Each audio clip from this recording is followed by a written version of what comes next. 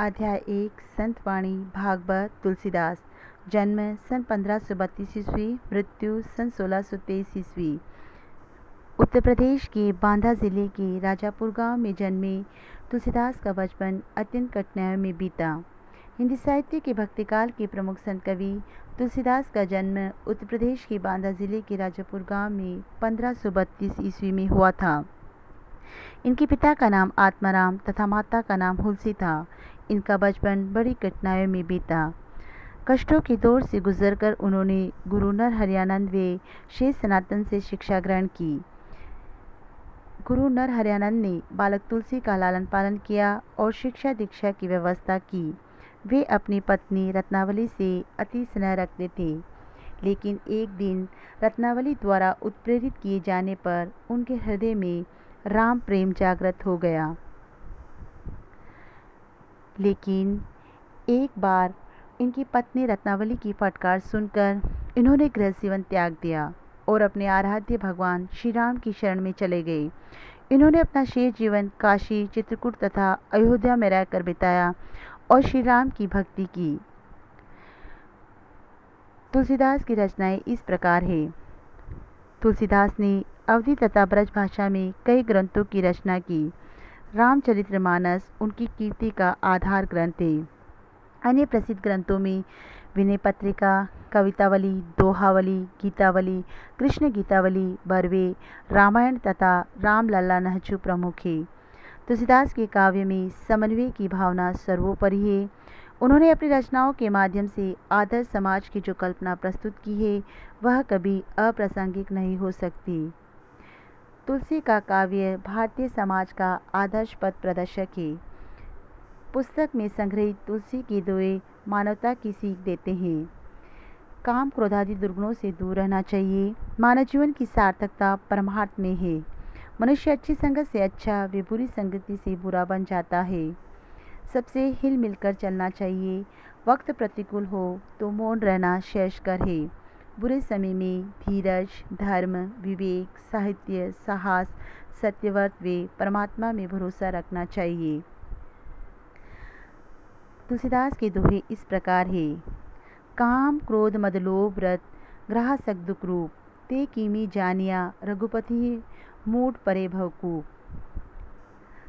मद का अर्थ होता है अहंकार, रत का अर्थ होता है डूबे रहना, मूड का अर्थ होता है मूर्ख, भवकूप का अर्थ होता है संसार रूपी कुआं। प्रसंग इस प्रकार है। प्रस्तुत दोहा तुलसीदास जी द्वारा रचित है। इसमें काम, क्रोध आदि दुर्गुणों से दूर रहने का उपदेश दिया गया है। व्याख्या इस प्रकार है। काम, क्रोध, मद, लोभ, रत, ग्रह सक्त दुख रूप। तुलसीदास जी कहते हैं, जो लोग काम, क्रोध, अहंकार, लोभ आदि दुर्गुणों में डूबे रहते हैं और घर परिवार के सुख में आसक्त रहते हैं, वे दुखी जीवन भोगते हैं।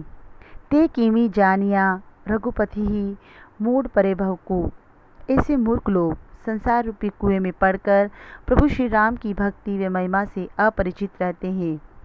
विशेष इस प्रकार मनुष्य सांसारिक मायाजाल में फंसकर अपना संपूर्ण जीवन गंवा देता है। कवर्ण की बार बार आवृत्ति होने के कारण यहाँ अनुप्रास अलंकार है। कहिबे कहन रसना रची, सुनिबे कहन किए कान, धरिबे कहन चित हित सहित, परमार्थ ही सुजान। रसना का अर्थ होता है जीव, चित का अर्थ होता है मन, धरिबे का अर्थ होता है रखने की, परमार्थ ही का अर्थ होता है परमात्म ज्ञान, हित का अर्थ होता है प्रेम।